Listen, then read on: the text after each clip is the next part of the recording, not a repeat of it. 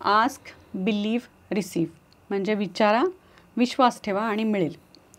असा विचार करून पैसे परत मिळतात, पैसे येत, लक्ष्मी माझ्याकडे येते, हे कसं होतंय?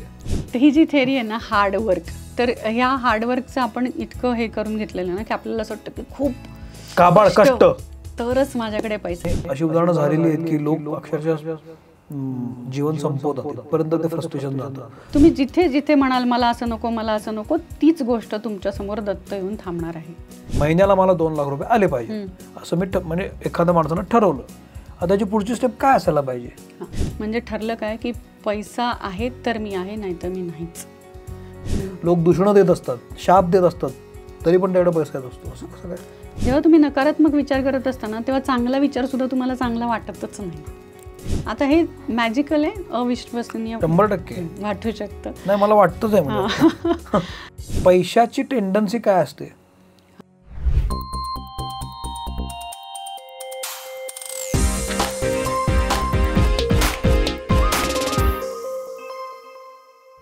नमस्कार, मी सौमित्र बोटे, मित्रमणीमध्ये तुम्हा सगळ्यांचं स्वागत. आज आपल्याकडे विशेष पाहुणे आहेत आणि आजचा विषय पण खास आहे, कारण आपण सगळे ज्या कामासाठी, ज्याच्यासाठी रात्रंदिवस काम करत असतो, मेहनत घेत असतो, अनेकांना अशी मेहनत घेऊनसुद्धा ती गोष्ट हाताशी हवी तेवढी येत नाही आणि मग रुसवे फुगे होतात, देवाकडं साकडं घातलं जातं. मी पैशाबद्दल बोलतो आहे. प्रत्येकजण आपलं 100% देत असतं, पण कुठंतरी काहीतरी कमी पडतं आणि मग प्रत्येकाला हवा तो मोबदला मिळतोच असं नाही, पण आपण सगळे कामच करत असतो. हा एक भाग झाला. यातून मग आपल्याला कधी कधी नैराश्य येऊ शकतं, कधी कधी आपण नकारात्मकतेकडे जाऊ शकतो. पण माणसाची विचारशक्ती सकारात्मक असेल आणि हेतू नीट असेल, चांगला असेल, तर तुम्हाला तुमचे विचार नीट करून पैशाला आपल्याकडे आकृष्ट करता येतं. अशा प्रकारची एक थेअरी अलीकडच्या काळामध्ये येते आहे. मी काही दिवसांपूर्वी दयानंद देवमोर यांचा एक एपिसोड केला होता, त्याला खूप चांगला रिस्पॉन्स आला. अनेकांना ते मोटिवेशन वाटलं होतं. मग त्यानंतर असा विषय झाला की अशा प्रकारचे पॉडकास्ट यावेळेला हवेत, म्हणजे आम्ही आमच्यात बदल करू. तर हा पॉडकास्ट तसा आहे आणि आपल्याकडे त्या संदर्भात बोलण्यासाठी आलेले आहेत अमृता सूरदासजी. मी तुमचं स्वागत करतो. अमृताजी जवळपास 6-7 वर्ष यावर काम करत आहेत आणि जर तुम्ही काय म्हणतात, हिंदीत डायलॉग असतो ना, सच्चे दिल से चाहो, तर अनेक गोष्टी तुमच्याकडे येऊ शकतात, विशेषतः पैसासुद्धा. तर तो कसा, हे आपण आज त्यांच्याकडनं समजून घेणार आहे. तुम्ही आवर्जून आलात याबद्दल अर्क ऑइल्सतर्फे ही एक छोटीशी भेट.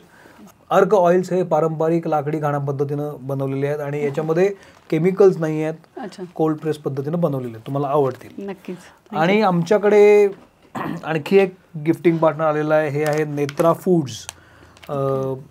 रेडी टू कुक अशी यांची प्रॉडक्ट्स आहेत. त्याच्यामध्ये प्रिझर्वेटिव्ज नाही आहेत आणि अतिशय चवदार हे जिन्नस आहेत. मी स्वतः ट्राय केलेले आहेत, तर तेही तुम्हाला आवडतील. अर्क ऑइल्स किंवा आणि नेत्रा फूड्स याबद्दल तुम्हालाही माहिती हवी असेल किंवा हे प्रॉडक्ट्स तुम्हाला ऑर्डर करायचे असतील, तर डिस्क्रिप्शन बॉक्समध्ये आम्ही याची माहिती आणि पत्ता दिलेला आहे, तिथं जाऊन तुम्ही हे ऑर्डर करू शकता. हे दोन्ही प्रॉडक्ट्स मी वापरलेली आहेत, मला ती अतिशय आवडलेली आहेत. क्वालिटीमध्ये कुठेही याच्यामध्ये कॉम्प्रोमाइज नाही आहे, जसं आपण मित्रमणीमध्ये सुद्धा क्वालिटी कॉम्प्रोमाइज करत नाही. आता आपण सुरुवात करूया. लोकांना पैसा हवा असतो, पैशासाठी वाटेल ते करायची तयारी असते, म्हणून आपण शिकतो, मोठे होतो, जॉब करतो, मग अनेक अडचणी यायला लागतात. हवा तसा पैसा मिळतोच असं नाही, मिळाला तर आत्मिक शांती मिळते असं नाही, असे अनेक चढउतार होत असतात. पण बेसिक प्रॉब्लेम हा असतो की मला एक एक्स अमाऊंट हवी असते आणि मला मिळत नसते. तुमची थेरी अशी सांगते की जर मानसिकरित्या आपण सकारात्मक असू आणि आपण जर खऱ्याच पद्धतीनं त्याला जर आपण चॅलेंज केलं, त्याला साकडं घातलं, तर ती गोष्ट आपल्याकडे येते. राईट? नेमकं तुमची थेरी काय सांगते, काय करता तुम्ही? ओके, तर सगळ्यात आधी तर थँक्यू, आपण इथे परत एकदा भेटलो त्यासाठी. आणि सगळ्यात महत्त्वाचं म्हणजे हे जे आहे, ही थेरी आणि प्रॅक्टिकल म्हणजे लॉजिक आणि मॅजिक या दोन्हीचा संगम आहे. बरं. ते कसं आहे तर टॅपिंग करतो आम्ही, म्हणजे EFT. तर खूपदा काय होतं, आपण बाह्य जगात खूप प्रयत्न करून झालेले असतात, मग त्या प्रयत्नांच्या मागे ना ती एक फ्रस्ट्रेशन, एक नैराश्य यायला सुरुवात होती की अरे मी एवढं सगळं करते किंवा करतोय आणि मला तेवढा पैसा किंवा तसं माझ्या आयुष्यात तेवढी संपत्ती किंवा ते काही जनरेट होत नाही आहे. सहज करण्याची ती मानसिकता संपलेली आहे. असं वाटतं की मी अजून अजून अजून मागे मागे जाईन आणि मग मला येईल. तर जेव्हा हे नैराश्य, हे फ्रस्ट्रेशन मनात यायला लागतं, म्हणजे तुम्ही एक्सटर्नली सगळं करून झालं, इंटरनल व्हायब्रेशन्स म्हणजे मनातल्या व्हायब्रेशन्स जेव्हा उथलपुथल म्हणतो ना आपण, अशा इम्बॅलन्स होतात, तेव्हा नेमके हे टूल्स जे आहेत, जे EFT टॅपिंग आहे, इमोशनल फ्रीडम टेक्निक, हे तिथं तुम्हाला उपयोगाला येतं. ते करतं हे की तुमच्या आतल्या फ्रिक्वेन्सी पूर्णपणे बॅलन्स करतं. बरं. तर हे EFT टॅपिंग जे आहे ते तुमच्या 7ही चक्रांशी कनेक्टेड आहे. ते मेरिडियन पॉईंट्स असतात, एनर्जी पॉईंट्स असतात ते. तर ते एनर्जी पॉईंट्स ते तुमच्या 7ही चक्रांमध्ये कनेक्टेड आहे. जेव्हा तुम्ही एखाद्या पर्टिक्युलर शब्दब्रह्म, म्हणजेच जी वाक्य मी म्हणत असते टॅपिंग करताना, आमच्या कम्युनिटीबरोबर आम्ही डेली प्रॅक्टिस करतोय, त्याच्याबरोबर हे टॅपिंग करता, तेव्हा ते इंटरनल फ्रिक्वेन्सी तुमची क्लेन्स व्हायला लागते, म्हणजे नितळ होते. आणि मग तुम्हाला एक्सटर्नली जे काम करायचं आहे तशा वाटा, तशा संधी तुम्हाला दिसायला लागतात. त्या आपोआप तुमच्याकडे अट्रॅक्ट व्हायला लागतात. त्या संधी अट्रॅक्ट होतात की असतातच खरं आपल्याला दिसत नसतात? राईट, असतातच पण आपल्याकडे दिसत नसतात. म्हणजे आपला फोकसच तिसरीकडे असतो. बरं. मग याच्यामध्ये मानसिक उथलपुथल जी तुम्ही म्हणताय ती कशामुळे होते आणि ती नेमकी होते ओळखायचं कसं?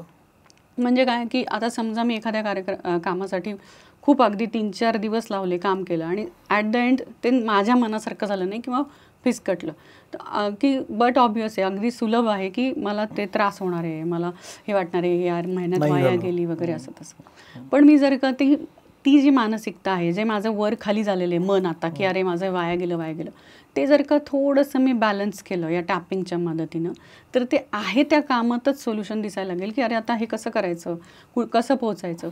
का तर सोल्युशन आपल्या आजूबाजूलाच असतात, पण जेव्हा आपण मनाने अस्थिर असतो तेव्हा आपल्याला ते दिसतच नाहीत. रादर ती आपल्याला वाटतच नाही की हे सोल्युशन आहे, कारण की फोकस सगळा प्रश्नांरूपी जो प्रॉब्लेम आहे त्याच्याकडे असतो.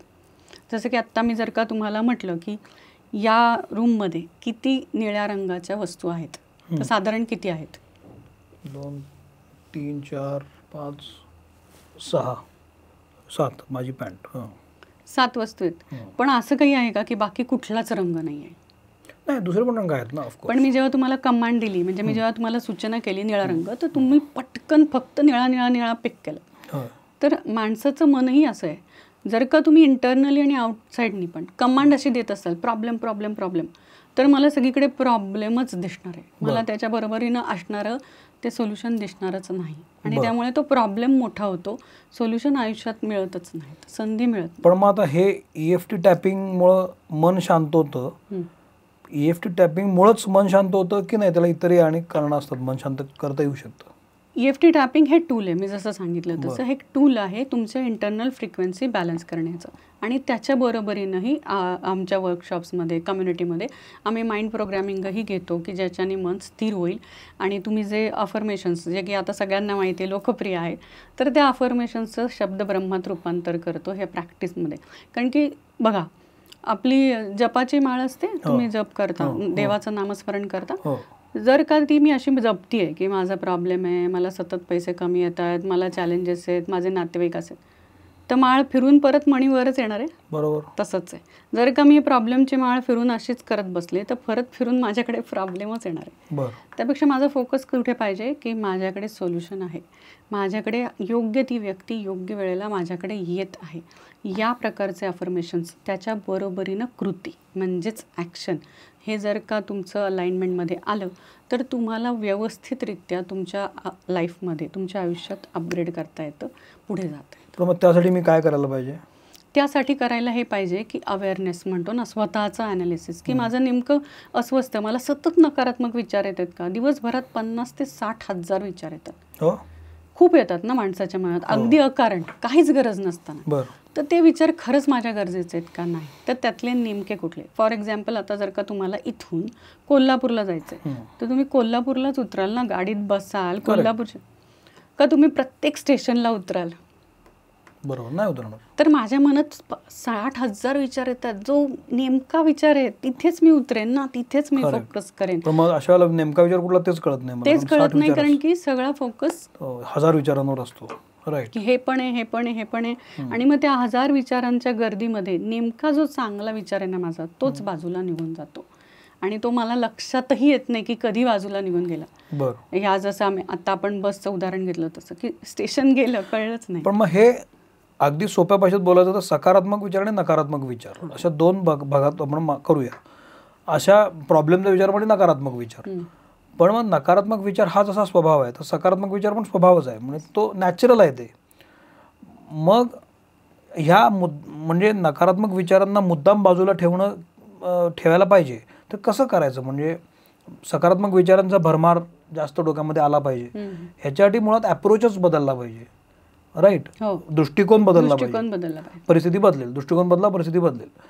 मग या दृष्टिकोन बदलण्यामध्ये हे तुमचे पॉईंट्स किंवा टॅपिंग पॉईंट्स हे मदतीला येतात की इंटरनल काही असतं, काय असतं? समजा तुम्ही जसं म्हटलं दृष्टिकोन बदला, विचार बदला म्हणजे होईल. तर दृष्टिकोन बदलायचा कसा? जसं की माझ्याकडे 60-70 हजार विचार येत आहेत, तर मला त्यातले फक्त 2च पाहिजेत. तर ते 2 विचार माझ्या जळी स्थळी काष्टी भाषाने मला दिसले पाहिजेत. म्हणजे माझा रोजच्या दिवसाचा फोकस ठरायला पाहिजे की मला आजच्या दिवसात या गोष्टीवर फोकस करायचा. आणि दिवसभर मी त्याचं रिमाइंड करायला पाहिजे. कारण की एक सकाळी बघा, सकाळी आपण काहीतरी ठरवतो, दुपारपर्यंत गेलेलं असतं ते डोक्यातनं. तर रिमाइंडर सेट करून किंवा तुम्हाला स्वतःला, मी जसं आमच्या कम्युनिटीमध्ये मी सांगते की रिमाइंडर सेट करा, मोबाईलचा तसा वापर करा. जसा रिमाइंडर वाजला की तुमच्या लक्षात येतं की नाही मला या विचारावर फोकस करायचा आहे. जिथे माझा फोकस आहे तो विचार माझ्या मनात वाढणार आहे, त्याच्या अकॉर्डिंग सगळ्या गोष्टी वाढणार आहेत आणि त्या गोष्टी माझ्याकडे आपोआप यायला लागणार आहेत. आल्यानंतर मला त्याच्यावर ॲक्शन करायचं. पण आपोआप कशा येतील? समजा आता मला उदाहरणार्थ की मला गाडी घ्यायची आहे आणि गाडी माझ्या आवाक्याच्या पलीकडची घ्यायची, समजा असं आपण गृहीत धरू. तर मला तो विचार हवा आहे म्हणून मग मी त्याचं पोस्टर लावलं सगळीकडे, गाडीबद्दल माहिती लावली सगळीकडे की मला तो विचार हवा आहे, असं केला विचार मी, ते लावलं सगळीकडे जळी थळी काष्टी की हॅरियर घ्यायची आहे. तर असा विचार करून गाडी थोडीच माझ्याकडे येणार आहे. नाही. मग त्यासाठी काय करायला? म्हणजे त्याला काहीतरी जोड असेल ना, काही कसं? हां, आता तुम्ही गाडीचं पोस्टर सगळीकडे लावलं, पण मग होतं ना की अरे काय उपयोग नाही आहे गाडीचे पोस्टर्स वगैरे लावून, सारखा विचार करून माझ्याकडे तेवढे पैसे नाहीत आणि हे गाडीचं स्वप्नच राहणार आहे. आता हा नकारात्मक विचार आहे. तर हा नकारात्मक विचार काढणार कसा? बाहेर काढणार मेंदू आणि त्यातनं नकारात्मक विचार काढणार का? नाही ना. मग हा नकारात्मक विचाराची एक फ्रिक्वेन्सी असते, ऊर्जा आहे. जशी सकारात्मक विचाराची पण असते तशीच. मग ती जी ऊर्जा आहे तीच लो करून टाकायची, 0 करून टाकायची. तर त्याचं काम EFT टॅपिंग करतं. तो नकारात्मक विचार जेव्हा तुम्ही टॅपिंगचे राऊंड्स करता तेव्हा तो 0 होतो. तो 0 झाला की तुमच्या आतला जो आत्मविश्वास आहे तो तुम्हाला त्या प्रकारचे सबळ पुरावे देतो जेव्हा तुम्ही कृती करता तेव्हा. म्हणजे ठीक आहे माझ्यासाठी आत्ता इम्पॉसिबल आहे, पण असं काही नाही, काळ्या दगडावरची रेघ नाही की मी जन्मात कधीच घेऊ शकणार नाही.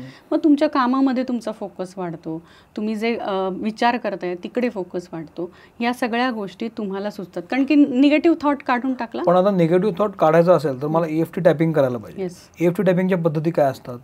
त्याचं पद्धत म्हणजे हे कराटे चॉप पॉईंट म्हणतात त्याला. तर हे आपल्या हाताने इथे आपण 4 बोटांनी इथे टॅप करतो. त्याचे मेरिडियन पॉईंट्स आहेत. हा फर्स्ट आहे आणि त्यानंतर आपल्या भुवया इथे साईडला, हे सगळे त्याचे एनर्जी पॉईंट्स आहेत. तर मी जसं टॅप करते त्या प्रकारे जेव्हा तुम्ही टॅप करता, हा एक पॉईंट आहे कॉलर बोनचा किंवा आर्मपेटचा हे आहे. तसं जेव्हा तुम्ही टॅप करता म्हणून एक शब्द पर्टिक्युलर म्हणजे मी गाईड करते कसं म्हणायचं, तेव्हा ते श्वासाद्वारे रिलीज होतं सगळं. पण शरीर आणि मन या 2 वेगळ्या गोष्टी आहेत. माझा विचार माझ्या मनात होतो, तुम्ही शरीराशी निगडीत करताय, हे कनेक्ट कसं होतंय? हां, गुड क्वेश्चन. ॲक्च्युली कसं आहे ना, माझा मनात विचार आला, तो निगेटिव्ह आहे मला कळतंय, पण मग ते वळवायला पाहिजे ना, कारण की तो जर का विचार माझ्या मनात तसाच राहिला तर माझ्या शरीरात बाय डिफॉल्ट तो जाणार आहे. कारण की मनातले विचार काढले नाहीत तर ते शरीरात जातात. म्हणजे काय, जितके ज्यांना कर्जाची भीती आहे किंवा लोन फिटत नाही आहे वगैरे अशी भीती आहे ना, त्यांना जनरल ऑब्झर्वेशनमध्ये लोअर बॅक पेन असतो, खालच्या पाठीचं दुखणं असतं. तर हा जो विचार आहे ना, हा तिथे स्टक होतो आणि ते दुखणं सुरू होतं शरीरामध्ये. आता ते शरीरातनं कसं काढणार, तर जेव्हा तुम्ही टॅप करता तेव्हा तुमचं मन, बुद्धी, चित्त, शरीर सगळं अलाइनमेंटमध्ये आहे, कारण की तेवढे 10 मिनटं तुम्ही तिथे फोकस करून हे करताय आणि ते शरीरातनं पण रिलीज होतं या प्रकारे. जसं की आपल्या कम्युनिटीमध्ये एक जण होत्या, डॉक्टर आहेत त्यांना 28 वर्ष पाठदुखी होती, सारखी काळजी, म्हणजे हे जो पाठकणा आहे वरचा तो सारखा, आणि त्या म्हणायच्या नाही माझा जॉबच असा आहे की मला ते वाकून काम करावं लागतं वगैरे असं तसं, पण मी खूप हे केलं, काहीच नाही. आता जशी ती काळजी झिरो झाली, ह्या सगळ्या EFT टॅपिंग, हिलिंग करतो आम्ही वगैरे, या सगळ्यांनी जशी ती काळजी, मला इतकी वर्ष असलेली पाठदुखी, इतकी वर्ष असलेली काळजी केवळ त्या टॅपिंगमुळे झिरो झाली. हां, तर टॅपिंग बरोबर, आणि सवय हा भाग असतो, त्याचं काय करायचं. तर जशा सवयी चुकीच्या असतात ना तशा चांगल्याही करता येतात, पण मनाला दाखवायला पाहिजे की हे चुकीचं आहे, आता तू इकडे ये. त्याला जर का एकच रस्ता माहिती आहे तर तो एकाच ठिकाणी जाईल. तर एवढ्या वर्षाची पाठदुखी लगेच कशी गेली. मन आपल्या काबूत असतं का मुळात? नसतं ना, त्याला त्याचं करू द्यायचं, पण त्याला परत एखाद्या लहान बाळासारखं परत आणायचं, फोकस या. मी जसं सांगितलं मगाशी की तुम्हाला रिमाइंडर सेट करायचे की मला आज कुठे फोकस करायचं आहे किंवा मला महिन्याकाठी कुठे फोकस करायचं आहे. ते रिमाइंडर सेट केले ना की मन तुमचं ऐकायला लागतं. तुमच्या काबूत तर ते नाहीच आहे, बाय डिफॉल्ट आहे. येस, लहान मुलासारखं आहे ते, पण त्या लहान मुलासारखंच त्याला ट्रीट करायला पाहिजे, म्हणजे ते अलाइनमेंटमध्ये येतं. तुम्ही जसं कमांड द्याल तिकडे फोकस करायला लागतं आणि त्या गोष्टी तुम्हाला दाखवायला लागतात. बरं, आता हॅरियरचं उदाहरण घेतलं म्हणून आपण परत टाटांकडनं वेगळं हे घ्यायला पाहिजे. हॅरियरची किती जाहिरात केली मी. समजा मी पोस्टर लावलंय आणि मी पॉझिटिव्ह विचार करतो की माझ्या मनात निगेटिव्ह येतच नाही आहे की घेणार मी गाडी घेणार, आज नाही तर 6 महिन्यांनी घेणार. So I am fully charged. Okay, पण नुसता असा विचार करून पण होत नाही ना. अशा वेळेला काय करतो तुम्ही? अशा वेळेला माझा विचार आलाय, मी फुल चार्ज आहे, आता माझ्या डोक्यात नकारात्मक विचार नाही आहे, मला पूर्ण विश्वास आहे की ही गाडी एक ना एक दिवस माझ्याकडे असेल. मी फोटो लावले आहेत, सगळीकडे अफर्मेशनही देते की ही गाडी मिळते वगैरे. माझ्या मनात नकारात्मकता आली, मी टॅपिंगद्वारे रिलीजही करते. ते पण नकारात्मक नाहीच आहे, व्हेरी पॉझिटिव्ह. पण तुम्हाला ऍक्शन घ्यायला पाहिजे, कृती करायला पाहिजे. मग ती हॅरियर मिळण्यासाठी जे पैसे लागणार आहेत किंवा जे काही करावं लागणार आहे ते करायचं आहे. म्हणजे तुम्हाला शोरूममध्ये तर जावं लागेल, त्याची टेस्ट ड्राईव्ह घ्यावी लागेल, त्याचं जे काही कोटेशन आहे ते आणावं लागेल, आणि ते पैसे मिळवण्यासाठी तुम्हाला जे काही तुम्ही जॉब, बिझनेस, तुमचं नोकरी, व्यवसाय आहे तिकडे फोकस करावंच लागणार आहे. ते कृती, लॉ ऑफ अट्रॅक्शनचा खूप मोठा एक मधला जो शब्द आहे ना तो गाळलेला आहे. म्हणजे ते काय आहे, आस्क, बिलीव्ह, रिसीव्ह, म्हणजे विचारा, विश्वास ठेवा आणि मिळेल. त्याच्यामध्ये ask, believe, take action and then receive असं आहे. तर त्या 4 शब्दातला मधला शब्दच गाळलेला आहे. तर विचारायचं आहे, विश्वास ठेवायचा आहे, ॲक्शन करायचे आहे आणि तुम्हाला ते मिळेल. चांगला मुद्दा. पण आता पैशाकडे येतो मी. असा विचार करून पैसे परत मिळतात, पैसे लक्ष्मी माझ्याकडे येते, हे कसं होतंय? कारण लक्ष्मी येणं काय माझ्या हातात नसतं, कुणीतरी मला देणार असतं, कुठून तरी ते येणार असतं. फक्त मी विचार करून होत नाही, त्यानेही तसा विचार केला पाहिजे. मग हे कसं होतं, हे कसं असतं? आपल्याकडे कसं आहे ना, रोज लक्ष्मी पाहिजे, पण तिची पूजा फक्त वर्षातनं एकदाच, आणि तीही 10 मिनिटं मुहूर्त बघून, कारण की दिवाळीची घाई असते वगैरे. तर आम्ही लिटरली रोज लक्ष्मी बरोबर एक छान नातं तयार केलेलं आहे, जे प्रेमाचं आहे, समृद्धीचं आहे, त्या प्रकारे या EFT टॅपिंगच्या मदतीनं. तर आता तुम्ही जे म्हणता ना की पैसा माझ्याकडे येतोय किंवा काय, तर होतं काय ना की मी अपेक्षा धरून आहे की आता जसं तुम्ही पॉडकास्ट करता, वेगवेगळ्या लोकांना भेटता, तर तुमचं अपेक्षा काय की याच्यातनंच माझं अर्थार्जन, माझं अर्निंग व्हावं. खूप इच्छा आहे. हां, तथास्तु. म्हणजे पण हे काही काळ्या दगडावरची रेग नाही ना की एकाच, तुम्ही वेगवेगळे सोर्सेस तयार करू शकता ना. 7 दरवाजे आहेत समृद्धीचे, आणि मी एकाच दरवाजाचं कुलूप उघडायचा प्रयत्न चाललाय किंवा तोच दरवाजा ठोठावतोय की याच्यातनंच मला लक्ष्मीचं आणि मिळायला पाहिजे. तर हे काय झालं, हे त्या एनर्जीवर केलेलं बर्डन झालं. अच्छा, जसं तुम्हाला जर का कोणी बर्डन केलं की हेच कर बाबा, नाही पॉडकास्ट नाही आता तुम्ही, तर ते बर्डन झालं ना. ती एनर्जी तुमच्यापर्यंत फ्लो कशी होईल, तुमच्यापर्यंत येईल कशी? बाकीचे दरवाजे आहेत, ऑप्शन्स आहेत, पण तुम्ही बघितलेच नाहीत. तुम्ही त्या गोष्टींकडे हेच नाही आला की जसं की माझ्याकडे येतात अडकलेले पैसे आहेत, तर समजा एखाद्याचे 2 लाख रुपये अडकलेत, तर अपेक्षा काय की ज्याच्याकडे अडकलेत त्यांनीच मला द्यावेत. बरोबर आहे. तर काय चूक आहे? पण कुठूनही येऊ देत ना. मला त्यांना मध्ये जर 2 लाख घेतले असेल तर परत आले पाहिजेत ना. मला 2 लाख रुपये येण्याशी मतलब, कुठूनही येऊ देत. एक हे जेव्हा मी पूर्ण सकारात्मकतेकडे फोकस केला तेव्हा माझे 7ही दरवाजांना मी ऑप्शन दिला की आय एम वेलकमिंग, मी स्वागत करतो, कुठूनही मला पैसा समृद्धी येऊ देत. हा मनाचा आणि तुमच्या रिसेप्टिव्ह मोड, तुमचा रिसेप्शनचा तुम्ही मोडच ऑन केला. एक की मी असं कुठेही ठेवलं नाही की दुसऱ्या नंबरच्या दरवाज्यातनंच मला पैसे येऊ देत, कुठूनही आलं. या ह्याच्यामध्ये काय होतं, ते 2 लाख अडकलेले तर तुमचे मिळतील, कारण की तुम्ही आता ऑप्शन्स ठेवला. युनिव्हर्सच्या ऊर्जेला, पैशाच्या ऊर्जेलाही तुम्ही फ्लो व्हायला चान्स दिला. जसं नदी वाहते ना, तर नदीला तुम्ही असं नाही म्हणू शकत की इकडेच तिचं जसं आहे असेल तसं फ्लो व्हायला चान्स दिला. आणि मग तुम्हाला ते कुठूनही येऊ दे, मग तुमच्या बिझनेसमध्ये प्रॉफिटमधून येऊ दे, कुठून येऊ दे, त्या अडकलेल्या पैशांची जी तुमच्या मनात फ्रिक्वेन्सी होती, ब्लॉक होता, तो रिलीज झाला. आणि मग परत अशा गोष्टी तुमच्याबरोबर घडणार नाहीत. अच्छा, पण अशी एक थेरी आहे की समजा तुम्ही एक काम करा, तुम्ही कन्सिस्टंटली करत राहा, हार्डवर्क करा, तुम्हाला यश नक्की मिळेल. तुम्ही ज्या डोअरवर लाथ मारता तो डोअर ओपन होईल. इथं तुम्ही म्हणताय की एकावर 60 डोअर ओपन कर, कशावर विश्वास ठेवायचा? हां, तर ही जी थेरी आहे ना, हार्डवर्क, तर ह्या हार्डवर्कचं आपण इतकं हे करून घेतलेलं ना की आपल्याला असं वाटतं की खूप काबाड कष्ट तरच माझ्याकडे पैसा आहे. म्हणजे आपण कमांड काय दिली की कष्ट केल्याशिवाय काही येऊ नकोस बाबा, सहज तर येऊच नको, भयंकर मेहनत करा. म्हणजे मला कोणी गिफ्ट दिले तरी नको, मला कोणी हे केलं तरी नको, हे आपण कमांड दिली, रिसीव्ह होतीये ती, फुकट नको बाबा. हां, तर हे काय आहे, सबकॉन्शियसला आपल्या नाही, नको, आय डोंट वॉन्ट हे शब्दच कळत नाहीत. परत सांगा. म्हणजे मला असं नको, तर नको हा शब्द सबकॉन्शियसला म्हणजे आपल्या अवचेतन मनाला कळत नाही. तुम्ही जिथे जिथे म्हणाल मला असं नको, तीच गोष्ट तुमच्या समोर दत्त येऊन थांबणार आहे. कारण की तुमच्या सबकॉन्शियसला नाही माहिती की नकोचा अर्थ काय आहे, त्याला नको माहितीच नाही. ओहो, हे नवीन आहे माझ्यासाठी. हां, त्यामुळे तुम्हाला जे हवं आहे ते, जसं की वेट लॉस आहे ना, मग जसं नको आहे ते कळत नाही, हवं आहे ते पण कळत नाही. हवं आहे ते कळतं, कारण की त्याला तुम्ही फोकस, अफर्मेशनचा अर्थच तो आहे ना. अफर्मेशन कशासाठी आहे? स्वयंसूचना, जे मला त्याचं लिटरल मिनिंग खरंच नाही आवडत, कारण की शब्द ब्रह्म आहेत ते. तर तुम्ही जसं म्हणता की मला 1 लाख रुपये मिळालेले आहेत, तर इथे काय आहे, पूर्णतः पॉझिटिव्हिटी आहे, पूर्णतः आहे, आणि फोकसही 1 लाख रुपयांकडे आहे. तर इथे माझे पैसे गेले हे नकारात्मकते, गेले, नको, ही गोष्ट तुमच्या सबकॉन्शियसला कळत नाही.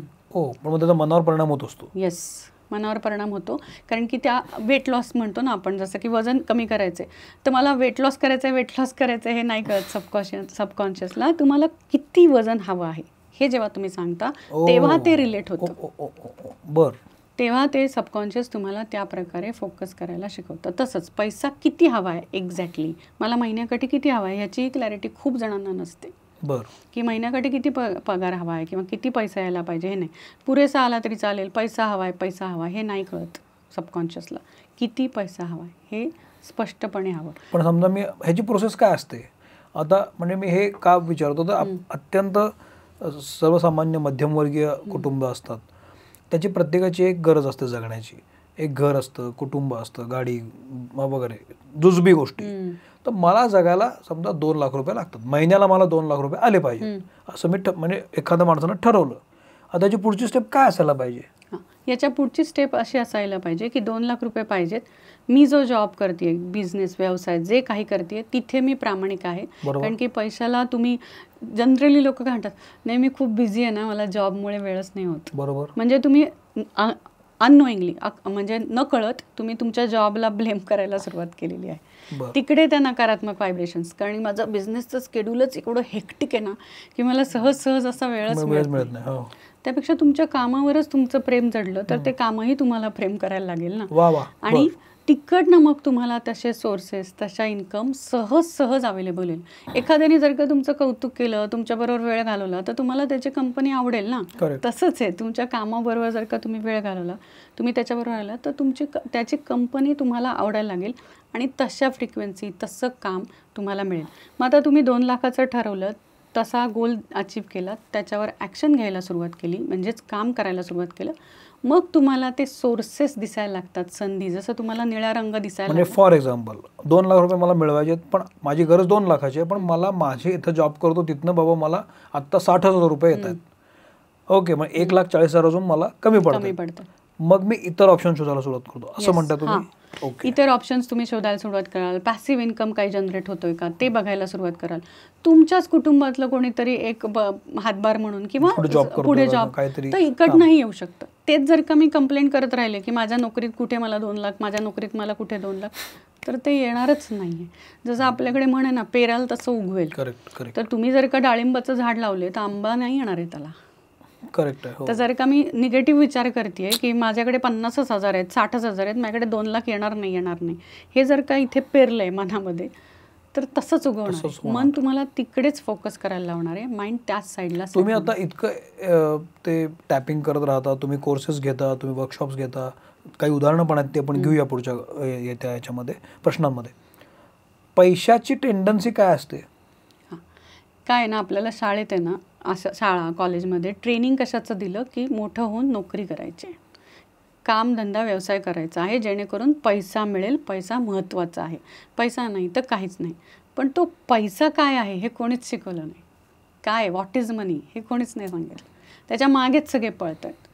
तर तो पैसा जो आहे ती एक ऊर्जा आहे. जसं प्रत्येक गोष्टीत ऊर्जा आहे, इथे ठेवलेल्या तुम्ही मी पण एक ऊर्जा आहोत, कॉन्शियसनेसचा एक पार्ट आहोत. तसंच पैशाची पण एक एनर्जी आहे, ऊर्जा आहे.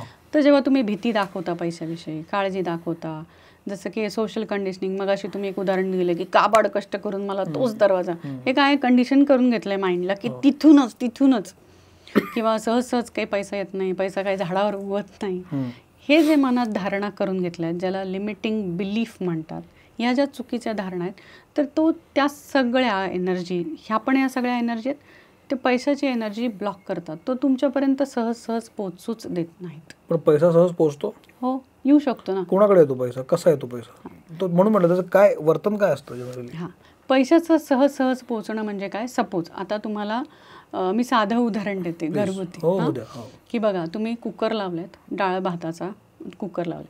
आता तुम्ही कुकर लावला, त्यानंतर तुम्हाला माहिती आहे 3-4 शिट्ट्या करायच्या आहेत. तो कुकर शांत होऊन द्यायचा आहे, त्याला रेस्टिंग टाईम द्यायचा आहे. मग 15-20 मिनिटांनी तुम्ही वरण भात काढणारे, डाळ म्हणजे वरण करणारे, आणि मग तो वरण भात होणार. करेक्ट. तर आता मी काम केलं, मी माझ्या ऑफिसमध्ये गेले, अफर्मेशन्स दिलं, फोकस सगळा केला, टॅपिंगही केलं, सगळं केलं, पण मला 3 शिट्ट्या होऊ द्यायच्या आहेत, रेस्टिंग टाईम द्यायचा आहे, मला सरेंडर करायचं आहे, मला त्या डेस्परेट म्हणजे कधी होईल याच्या मागे जायचंच नाही आहे. ते जर का कधी होईल केलं तर तीही एक नकारात्मकच ऊर्जा आहे. तीही तुमच्या त्या गोष्टीला तुमच्यापर्यंत येण्यासाठी अडवणार आहे, रिव्हर्स ॲक्शन करणार आहे. अच्छा, असं होतं. तुम्ही काही उदाहरणं सांगा ना मला. म्हणजे तुमच्याकडे तुम्ही वर्कशॉप्स घेता, तुम्ही इथे लोकांशी बोलता, लोकांना गाईड करता, तर काही अशी उदाहरणं सांगा ना की लक्षात घेण्यासारखी उदाहरणं आहेत. लक्षात घेण्यासारखी म्हणजे आत्ता रिसेंटली आपल्याकडे एक जण होत्या, त्यांचा फॅमिली बिझनेस होता. जसं की तुम्ही म्हणता ना की पैशाची ऊर्जा कशी काय, चांगला चालत होता का? हो, चांगला चालत होता. अचानक जसं आपल्या ह्याच्यात आहे की वाटण्या होतात वगैरे, तर त्यांच्या घरात असं ठरलं की यांचा फॅमिली बिझनेस जो आहे तो दुसऱ्या भावाला द्यायचा. आता यांच्या पायाखालची जमीन सरकली, कारण की इतके वर्ष झाले तो धंदा करतो आणि आता परत स्क्रॅचपासून काय सुरू करणार ना. तर ते जेव्हा हे टॅपिंग, रिलीजिंग आणि त्याबरोबरीनं लाईफ कोचिंग, जे मी सांगते की तुम्ही फोकस करा की तुम्ही काय करू शकता, या धंद्याचा एक्सपिरियन्स आहे, ह्याच्या जोरावर तुम्ही काय करू शकाल, याकडे फोकस करा, त्याच्या अकॉर्डिंग ॲक्शन्स घ्यायला लागा वगैरे. ह्या सगळ्या जेव्हा सेशन बाय सेशन त्यांनी आपल्याबरोबर जर्नी केली, त्यानंतर झालं असं की त्यांच्याच घरातल्यांनी परत, म्हणजे ते वाद वितंड तर त्यांचे जे होते ते तर थांबलेच या टॅपिंगनी, कारण की हे शांत होते. आरेला कार्य नाही केलं, तू बरोबर का मी बरोबर पेक्षा काय बरोबरकडे फोकस केलं, आणि त्यामुळे काय झालं, ते वाद वितंड तर ते शांत झाले.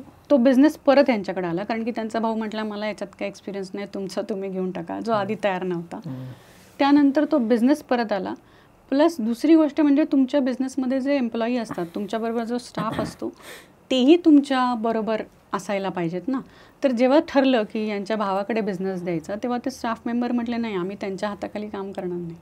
तर ही एक संपत्ती आहे, ही एक ऊर्जा आहे. त्यांचा कनेक्ट बॉन्ड आहे तो.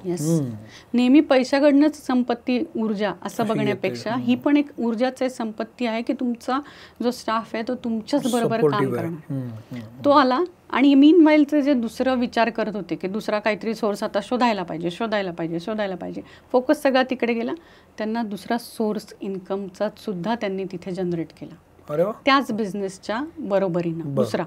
आणि हे करता करता त्यांच्या लक्षात आलं की त्यांचं जे ऑफिस आहे, तिथे जो स्टाफ आहे, तिथेही अजून काही करू शकता येतं. मग त्यांनी तिसरा एक पॅसिव्ह इन्कम काढला, जो आपण आता डिजिटल मार्केटिंग वगैरे ज्याला म्हणतो, तोही सुरू झाला. तिथे काही त्यांना जायचं नाही आहे, तर त्यांचा स्टाफ बघून घेतोय. जो दुसरा बिझनेस आहे तो त्यांच्या पहिल्या बिझनेसच्याच अलाइनमेंटमध्ये. तर इथे काय झालं, फोकस जसा कमांड केली की आता सिच्युएशन आली आहे की आपल्या हातात काहीच नाही, फोकस दुसरीकडे गेला, जिथे पाहिजे तिथे गेला, कृती केली, ॲक्शन केली, दुसरा बिझनेस जनरेट झाला, त्याचाही डेव्हलपमेंट सुरू झाली. आणि होतं म्हणजे जे ऑलरेडी अलाइनमेंटमध्ये आहे ते आपोआप आलं ना. त्यासाठी ना झगडावं लागलं, ना भांडणं वितंड वाढवावं लागलं, परत आलं ते त्यांच्याकडे. तर या प्रकारे ही ऊर्जा काम करते. एक असं उदाहरण घेऊया की पैसे येतात, तुम्ही जिथे जॉब करत असता तुम्हाला प्रचंड पैसे येत असतात. IT मध्ये असं बऱ्याचदा होतं की जो जॉब करतो मला 5-5, 6-6 लाखाचं पॅकेज असतं महिन्याचं, पैशाकडनं काही प्रॉब्लेम नाही, तरी पण अस्थिरता असते, प्रेशर्स असतात ऑफिसमधले. आणि अशी उदाहरणं झालेली आहेत की लोक अक्षरशः जीवन संपवतात, इथपर्यंत ते फ्रस्ट्रेशन जातं, त्यांना मार्गच मिळत नाही. अशा वेळेला जिथं मार्ग सापडत नसतो किंवा अशा आमच्या एंटरटेनमेंट फील्डमध्ये असं खूप होतं की लोक येतात, काही वेळेला काम करतात, नंतर कामच बंद होतं त्यांना, कारण वय वाढत असतं म्हणा, इतर फळी आलेली असते, पैसे मोबदला कमी होतो, कारण डिमांड कमी आणि सप्लाय जास्त झाला की, आणि मग त्यांना प्रॉब्लेम यायला लागतात, काम मिळत नाही. अशा वेळेला अशा लोकांनी जिथं स्टक झालेलं असतं सगळं, आता पुढं काय करू समजत नसतं, अशा वेळेला हे टॅपिंग उपयोगाला येतं का? हो, नक्की. कसं? बघा, नेहमी मी माझ्या कम्युनिटीमध्ये सांगते काय झालेलं ना, मी तेच सांगितलं, आपल्याला काय शिकवलं, पैसा कमवला तर तुझी व्हॅल्यू आहे जगामध्ये, नाहीतर शून्य. म्हणजे ठरलं काय की पैसा आहे तर मी आहे, नाहीतर मी नाहीच. पैसा हा आयुष्याचा एक भाग आहे, त्याला आयुष्यच बनवून ठेवल्यामुळे हे असे सुसायडल आणि ह्या सगळ्या गोष्टी विचारात मनात येतात. जेव्हा तुम्ही टॅपिंग करताना तेव्हा ती पैशाची ऊर्जा तर तुमच्या अलाइनमेंटमध्ये येतेच, पण खरं आयुष्य जगण्यातल्या ज्या छोट्या छोट्या गोष्टी आहेत ना, त्याही जगायला सुरुवात करता. म्हणजे तुम्ही त्या मोमेंटमध्ये, त्या क्षणात जगायला सुरुवात करता आणि खरं आयुष्य जगण्याचा जो फील आहे किंवा जे अर्थ आहे तो तुम्हाला उमगतो. मग इथे तुम्हाला सुसायडल थॉट्स किंवा काय ते येऊच शकत नाहीत, कारण की इथे काय झालं, तुम्ही असा विचार नाही केला की पैसा आहे तर मी आहे. कारण की जगणं ही पण एक समृद्धी आहे, संपत्ती आहे. तुमचा सपोज तुम्हाला लाखो करोडो रुपये महिन्याला येत आहेत आणि तुम्ही दवाखान्यात ॲडमिट आहात, तर त्या पैशाचा काय उपयोग आहे? किंवा तुमच्या घरात सतत वाद चालू आहेत, कोणीच कोणाशी नीट बोलत नाही आहे, किंवा तुम्ही एकीकडे राहताय, तुमचे फॅमिली मेंबर्स एकीकडे राहत आहेत आमच्या कम्युनिटीमध्ये अशी लोकं होती की ज्यांचं असंच पैसे भरपूर आहेत पण कोणीच कोणाचं तोंड बघत नाही. तर त्या पैशाचा आनंद येईल का, किंवा तो पैसा खरंच समाधान देईल का? पैशाचं रूपांतर समृद्धीत व्हायला पाहिजे. मग समृद्धी कशाने येते? सगळ्यांनी येते. आरोग्याने येते, नातेसंबंधांनी येते, पैशाने येते, चांगला व्यवसाय, चांगली नोकरी, या सगळ्यांनी येणार ना समृद्धी. बरं, तुम्ही सुरुवातीला जो मुद्दा बोलला होतात की उथलपुथल मनात होते आणि मग अस्थिर होतं मन, आणि मग त्याच्यावर मात करून तुम्ही पुढे जाता.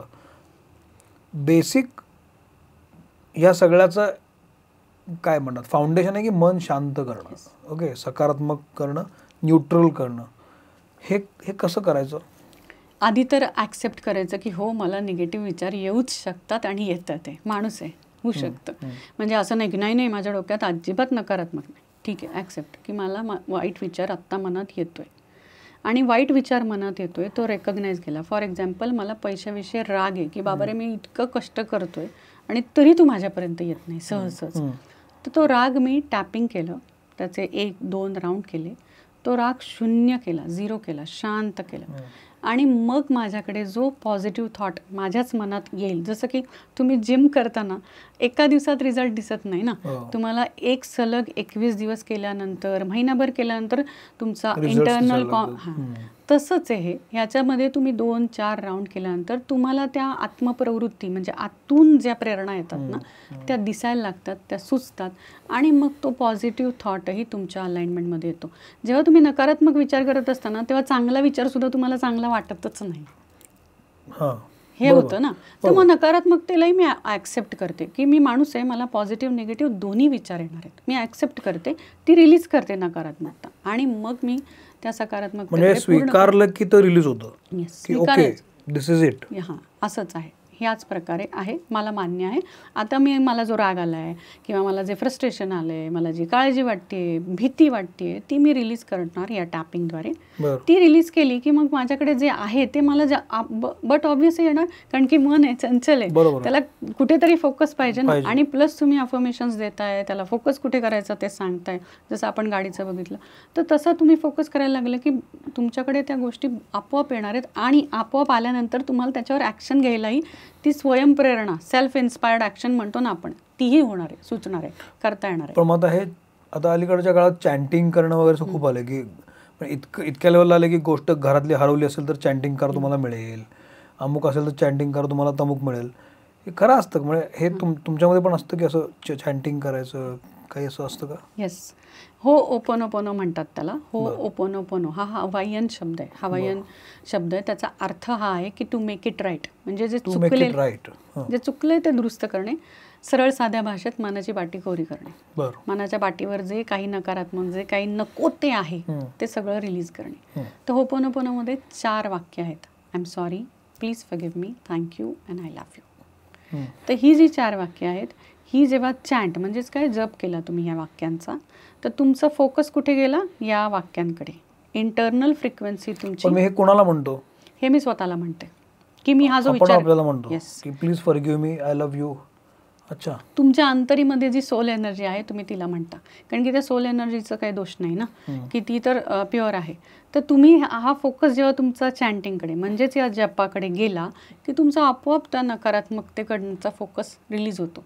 तुमचा फोकस रिलीज केला की तिथेही एक एनर्जी आहे ना जी स्टक होऊ नये. म्हणजे फॉर एक्झाम्पल तुमची वस्तू हरवली आहे तर ती पण एक ऊर्जा आहे ना, ती वस्तू कुठेतरी हरवलेली आहे, ती ऊर्जा आहे. तर ती निगेटिव्ह ऊर्जा आहे, कारण की ती वस्तू तुमच्यापर्यंत यायला पाहिजे. आणि त्या वस्तूमध्ये आणि तुमच्यामध्ये जी काही नकारात्मक ऊर्जा आहे ते जेव्हा तुम्ही चॅन्ट करता, I am sorry, please forgive me, thank you, I love you, तेव्हा ती ऊर्जा आपोआप तुमच्याशी अलाइन होते आणि तुम्हाला ती वस्तू समोरच दिसते आणि तुम्हाला असं वाटतं अरे आधी इतक्या वेळा शोधून नाही सापडली, आता कशी काय सापडली. तर ह्या गोष्टी घडतात. हां, कारण की ह्या चॅन्टिंगचा तेवढा प्रभाव आहे. जसं की आत्ता आमच्या कम्युनिटीमध्ये एक जण आहेत, त्यांचं असं होतं की त्यांचे पैसे अडकले होते एक जणांकडे 1 लाख रुपये, आणि ते माझ्याकडे आले आणि म्हटले की मला त्याच्याकडनंच पाहिजे, कारण की त्यांनी काय समाव त्यांचं काय डिस्प्यूट झाला असेल, काय गैरसमज झाले असेल. तर जे आम्ही रोज होपोनोपोनो टॅपिंग करतो, EFT टॅपिंग, त्याच प्रकारे त्यांनी केलं आणि त्या माणसाने त्यांना घरी येऊन 1 लाख रुपये दिले. आता हे मॅजिकल आहे, अविश्वसनीय, 100% वाटू शकतं. नाही, मला वाटतंच आहे. तर काय आहे ना, जिथे जिथे मी लॉजिक लावते तिथे तिथे हे मॅजिक किंवा या ऊर्जा कामच करणार नाही, कारण की सगळा फोकस कारणे द्यावरच आहे. मला याचं संदर्भासहित स्पष्टीकरण हवं. याकडे असेल तर ते मॅजिक, तो जो चमत्कार आहे तो तुमच्यापर्यंत येणार नाही, कारण की तिथेही तुम्ही तुमच्या लॉजिकची नकारात्मक एनर्जी लावताय. पण हा योगायोग म्हणायचा का मॅजिक म्हणायचं? हे मॅजिक आहे, हा चमत्कार आहे. पण मग लॉजिकली जर मी त्या एखाद्या गोष्टीकडे वस्तुनिष्ठ पद्धतीनं बघत नाही तर चूक काय? हो, चूक काहीच नाहीये, चूक काहीच नाही. मग ती एनर्जी माझ्याकडून लांब का जाते? लांब का जाते? कारण की मी तिला कारणे दाखवा म्हणतोय ना सारखं, प्रूव्ह इट, मला दाखव कसं होईल. तर कसं होईल तर ते होणारच नाही.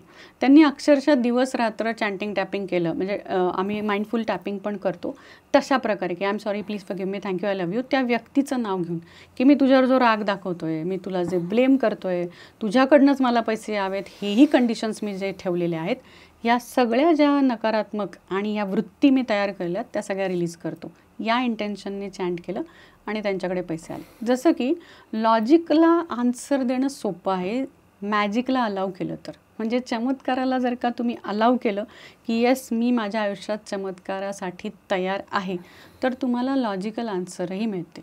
म्हणजे आत्ता जर का बघा 10-15 वर्षापूर्वी तुम्हाला कोणीतरी म्हटलं असतं की सौमित्रजी तुम्ही असा पॉडकास्ट करा, मी तुमच्याकडे येतो किंवा येते, इंटरव्ह्यू करा, लोक बघतील आणि त्यांच्यापर्यंत विषय पोहोचेल, तर तुम्ही काय आणलं असतं? छे, मला तरी कुठं माहित होतं हे होणार आहे. करेक्ट. आता तुम्ही ते करताय ना. तर कालचं जे लॉजिक आहे ते आज मॅजिक पण इट्स नॉट अ मॅजिक ना. तर का?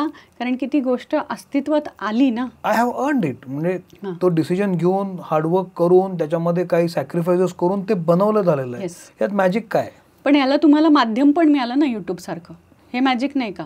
तुम्ही सॅक्रिफाईस केले, तुम्ही अर्न केलं, तुम्ही काम केलं, पण यूट्यूब सारखं माध्यमच नसतं तर कुठे पाठवलं असतं? तर ह्या सगळ्या गोष्टी जुळून आल्या ना. तर तुमच्या लॉजिकला या मॅजिकने आन्सर पण मिळालं ना, की तुम्ही कामही केलं आणि हे प्रूव्हही झालं या प्रकारे.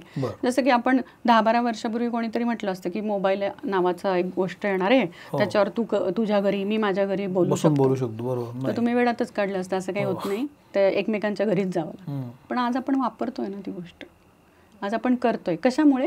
कारण की हा जो फोन आहे, हे जे तुमचं पॉडकास्टिंगचं जे काही आहे, हा विचार मनात आला, त्याच्यावर फोकस झाला, त्याच्यावर ॲक्शन्स घेतल्या आणि गोष्टी घडत गेल्या.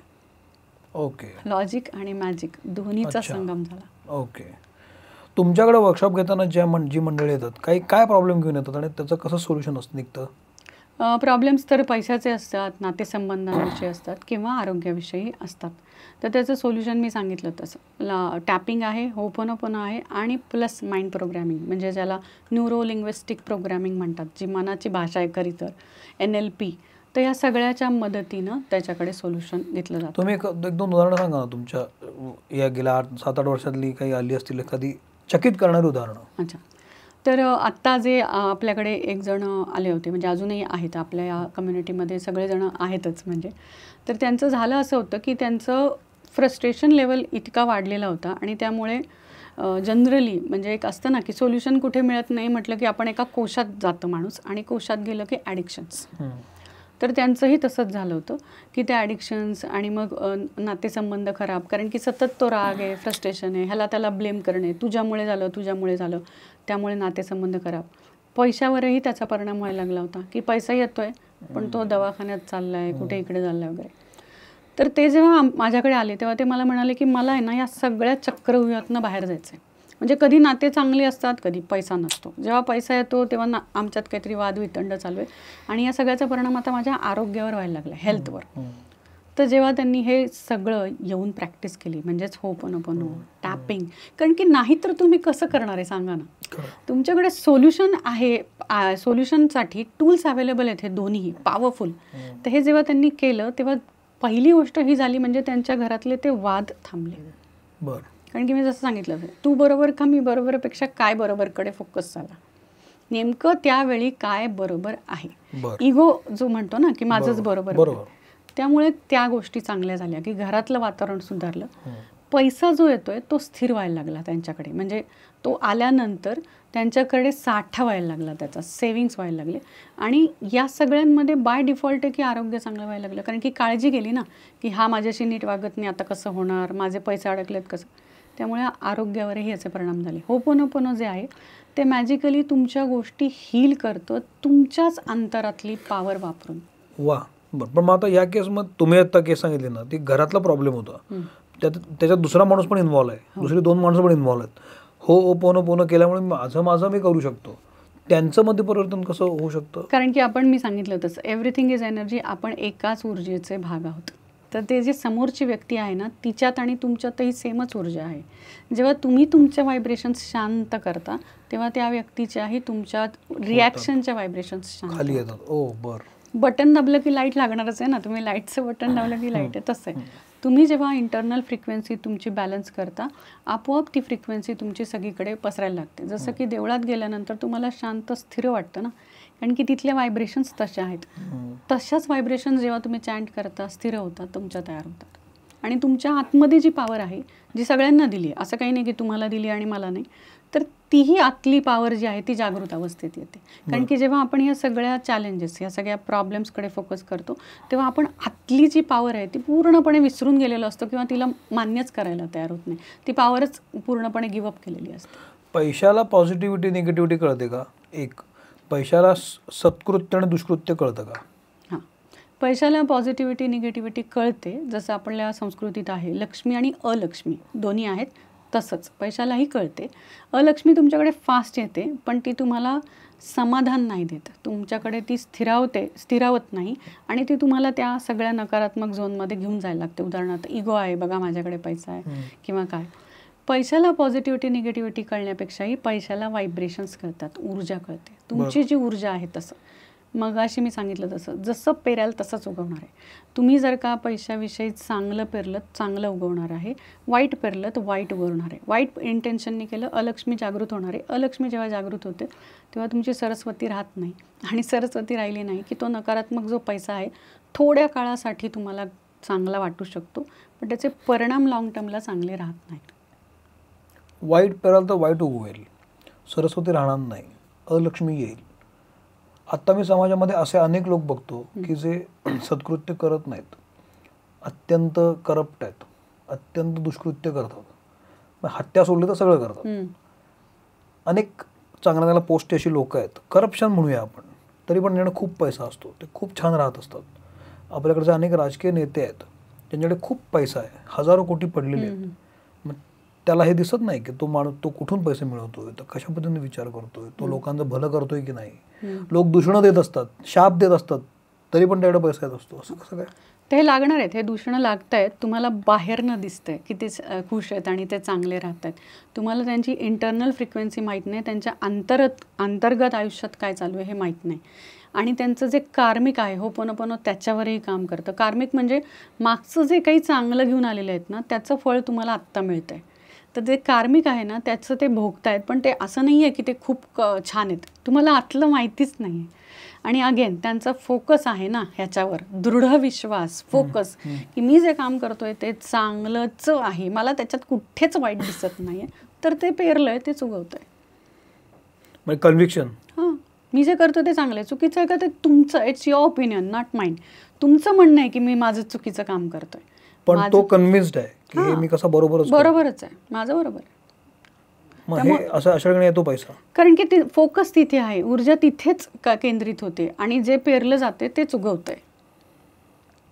यातनं काय बोध घ्यायचा? यातनं बोध असा घ्यायचा की तुमचा जिथे विश्वास आहे, जिथे तुमचा गाढ ॲक्शन घेण्याचा प्रयास आहे, प्रयत्न आहे, घेताय, ते तुमच्या आयुष्यात येणारच आहे. मी अगेन तुम्हाला सांगितलं तसं, सबकॉन्शियसला नाही, नको, आय डोंट वॉन्ट, हे चांगलं नाही, हे कळत नाही. तुमच्या अंतर्मनाला ती भाषाच कळत नाही. तुमचं जिथे फोकस आहे, जिथे विचार आहे, वारंवार तुम्ही जी गोष्ट करताय तिकडेच फोकस जातो आणि तीच गोष्ट सबकॉन्शियस क्या हुकुम मेरे आका म्हटल्यासारखं तुमच्यापर्यंत आणतं.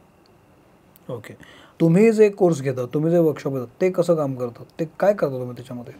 आमच्याकडे आता म्हणजे जे आहेत शुक्रवार शनिवारी आपले वर्कशॉप्स असतात टॅपिंगचे, EFT टॅपिंगचे.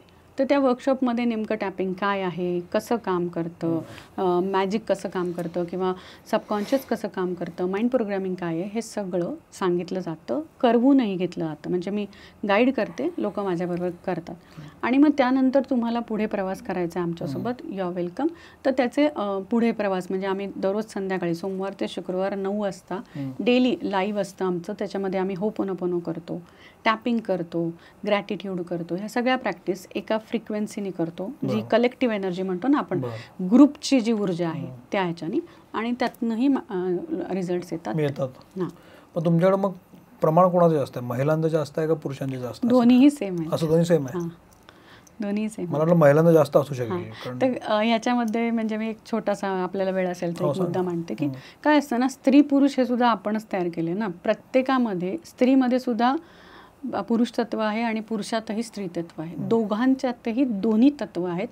ती दोन्ही तत्व जेव्हा बॅलन्स होतात ना तेव्हा तुमच्या गोष्टी घडायला लागतात. जसं की पैसा, लक्ष्मी जी आहे ती स्त्री तत्वाची आहे, फेमिनाईन एनर्जी आहे. तर तुमच्यातली जेव्हा इमोशन्स आणि लॉजिक याची एनर्जी बॅलन्स होते तेव्हा तुमच्याकडे पैसा आपसूक अट्रॅक्ट व्हायला लागतो. आता तुमच्याकडे जे लोक येतात हे करायला, ह्यांचे काय प्रॉब्लेम असतात, बेसिक मॅक्सिमम काय प्रॉब्लेम असतात? खरं तर सांगू का, लोक ना पैशाचा प्रॉब्लेम म्हणून येतात. आणि माझी पद्धत आहे की मी 1-to-1 सेशन्स देते, म्हणजे जसं पर्सनलाइज पण सेशन्स देते लोकांना. तर तिथे आल्यानंतर आहे ना तो मेन पैशाचा मुद्दा सोडून बाकी सगळं बोलणं. पण मग तो पैशाचा मुद्दा नसतोच का? पैशाचा मुद्दा असतो. अच्छा, बरं. पण मागेही बरंच काही असतं. अच्छा. पण फोकस सगळं पैशाच्या प्रॉब्लेमवर आहे असंही असतं. किंवा आणि वाटत असं असतं की पैसा आला ना की हे सगळी माझी दुःख जातील किंवा हे सगळे प्रॉब्लेम्स माझे जातील. मी मगाशी जसं सौमित्रीजी तुम्हाला म्हटलं की माझ्याकडे करोड रुपये आहेत, पण माझा आजार आहे, मला दवाखान्यात ऍडमिट केलंय, तर त्या करोड रुपयांचं काय करणार आहे? तर हा एक लक्षात घेण्याचा मुद्दा आहे की मी नुसतंच पैसा पैसा करतोय किंवा करतेय आणि बाकी सगळं तसंच आहे ठप्प. आरोग्याच्या बाबतीतही नात्याच्याही बाबतीत तर काय उपयोग नाही. तर माझ्याकडे बरेचसे लोक हा मला पैशाविषयी त्रास आहे, पैसे नीट मिळाले, मुलांचे शिक्षण झाले की माझं झालं, आणि प्रत्यक्ष जेव्हा सेशनमध्ये येतात तेव्हा नाही नाही मुलगा माझा ऐकतच नाही किंवा मला एवढे त्रास आहे, व्याधी आहे, मला ना कॉन्स्टिपेशन आहे, तुम्ही म्हणतात असं, मला खूप राग येतो आणि बद्धकोष्ठतेचा त्रास आहे, कॉन्स्टिपेशन आहे. मग नंतर येतात की नाही नाही ते काय आहे, अमका तमका माणूस माझ्याशी 12 वर्ष झाले बोलत नाहीये, त्याचाही मला राग आहे, स्ट्रेस आलाय, त्याचंही मला हे. मग ते शेवटी पैशाकडे येतात. माझा एक शेवटचा प्रश्न विचारतो, थांबा. तुम्ही आता बोललात की राग करतो आणि मला बद्धकोष्ठतेचा त्रास आहे, आणि आधीही बोललात की बॅक पेन होतो ज्याचा स्ट्रेस असतो. काय विचारांमुळं कुठे कुठे तो विचार साठतो आणि दुखतं, असं काय लक्षण आहेत का की अमुक झालं तर अमुक दुखतं, अमुक जास्त स्ट्रेस आला तर खांदे दुखतात, असं काय सांगू शकाल? मोठे 4-5 उदाहरणं. हां, जसं आपण उदाहरण घेतलं की लोन कर्ज जे आहे त्याची जर का तुम्ही स्ट्रेस घेतला तर तुमची लोअर बॅक पेन हे होतच. लक्ष द्या. हा म्हणजे वेरी असेल पर्सन, पण ही लक्षणं आहेत. त्यानंतर जर का तुमच्या मनात खूप राग आहे एक पर्टिक्युलर तुमच्या जवळच्या व्यक्तीविषयी की असं का आणि असंच का करतो, आणि तुम्ही नाही बोलू शकत आहे त्यांना, ते म्हणजे एवढं स्पष्ट नाही बोलू शकत आहे की बाबा मला तू असं असं करतो, तर तो जो राग आहे ना तो तुमचा बद्धकोष्ठतेचे त्रास ट्रिगर करतो, कॉन्स्टिपेशनचा त्रास ट्रिगर करतो. अगेन मनातल्या भावनांना, इमोशन्सला नाही माहिती कसं रिलीज व्हायचं, तर ते आपला आपला वे शोधतात. त्यातला हा एक प्रकार आहे. खूपशे जण म्हणतात बघा डायबेटीस डिटेक्ट झाला की डॉक्टरांना, नाही मला गोड खायची सवयच नव्हती, मला अजिबात गोड आवडत नव्हतं, कसं काय डायबेटीस झालं? तर मनातली जी कटुता आहे ना नात्यांविषयी, स्वतःविषयी की माझ्या लाईफमध्ये असंच आहे, माझं सगळं असंच विचित्र होत चाललेलं आहे, ती कटुता तुमची ती साखर तयार करते आणि तुमचं डायबेटीस डिटेक्ट करते. हे जनरल ऑब्झर्वेशनमध्ये झालेलं आहे. हां, ज्यांचं हा जो पेन आहे ना इथला मानेचा भाग आणि हे दुखतं शोल्डर, फ्रोझन शोल्डर, त्यांनी सतत असं घेतलेलं आहे की हे सगळं माझी जबाबदारी आहे, जे काय ते मी मला आज करायला पाहिजे, माझ्याशिवाय दुनियेत कोणी करू शकणार नाही, आणि हे तर मी नाही केलं तर जगात होऊच शकत नाही. त्यांना नेहमी हा त्रास असतो, कारण की ते सगळं स्वतःवर ओढून घेत असतात. रिस्पॉन्सिबिलिटी. त्या रिस्पॉन्सिबिलिटीचा अर्थ काय आहे की तो रिस्पॉन्स घेण्याची तुमची कुवत आहे, ॲबिलिटी आहे. आय एम रिस्पॉन्सिबल नाही. मी विचार करतोय की माझं काय दुखतंय असं बोलत होतो. ओके, काय दुखतंय? काय दुखत नाही माझं, आय एम ओके. मला असं वाटतं की बऱ्याच गोष्टींवर आपण बोललो, आणि याचा एक निचोड जर म्हटलं तर मला हा वाटतो की फोकस हा एका गोष्टीवर असून चालणार नाही. तुमचा सर्वांगीण तो विकास असायला पाहिजे. शरीराचा म्हणजे आरोग्य म्हणूया आपण, कौटुंबिक आरोग्य म्हणूया, सामाजिक आरोग्य म्हणूया, आर्थिक आरोग्य म्हणूया, या सर्वार्थानं ते व्हायला पाहिजे. हे मला जास्त महत्त्वाचं वाटतं. आणि अर्थात यातून शहाणपण असं मी घेतलं की पैशाला जर कन्व्हिक्शन हवं असेल, त्याला सत्कृत्य दुष्कृत्य कळत नाही, तर यातनं ज्यांना त्यांना बोध घ्यावा की आपण करतो ते कसं योग्य आहे, हे जर आपण मनात आणलं आणि आपण योग्यच काम करत असतो. दुष्कृत्य करणारी फार कमी माणसं असतात, तर सत्कृत्य करणाऱ्या माणसाने जर असा खूप कन्व्हिन्सिंगली मनात आणलं तर होऊ शकेल. अर्थात या चर्चेमधून ज्याला जे हवं त्यानं घ्यावं, आणि तुम्हाला जर अशा पद्धतीचा पुढचा कोर्स करायचा असेल किंवा आणखी काय समजून घ्यायचं असेल तर तुम्ही हा कोर्स करू शकता अमृताजींचा. याचे डिस्क्रिप्शनमध्ये आपण डिटेल्स देऊया जेणेकरून तुमच्याशी संपर्क साधता येईल. मला वाटतं काही फ्री सेशन्स पण असतील त्यांचे आधीच, त्यामुळे तुम्ही अनुभव घेऊ शकता आणि मग पुढे जाऊ शकता. थँक्यू व्हेरी मच अमृताजी, तुम्ही आलात, बोललात आणि पैशाबद्दल अनेक गोष्टी सांगितल्यात. मुद्दा फक्त पैशाचा नाही आहे, तर चांगलं जगण्याचा आहे. आणि मला असं वाटतं की यात मी कुठं आहे असं जेव्हा बघतो तेव्हा मला 2 वाक्य फार बरी वाटतात की भले ते घडो आणि चांगली माणसं जोडली जाणं महत्त्वाचं आहे. हे 2 सकारात्मक विचार माणसाला पुढे घेऊन जातात, बाकी सगळे आपापलं मागणी येईल असं मला वाटतं. थँक्यू व्हेरी मच, तुम्ही बोललात, मला छान वाटलं. हा एपिसोड कसा वाटला मला जरूर सांगा. सोशल मीडियावर मी आहे, व्यक्त व्हा. आम्ही सगळ्या कमेंट्स वाचत असतो, जमेल त्याला उत्तर देत असतो. अमृताजी पण सोशल मीडियावर आहेत, त्यांनाही तुम्ही सांगू शकता, बोलू शकता. Thank you very much. भले ते घडो. Thank you Amritaji. Thank you so much.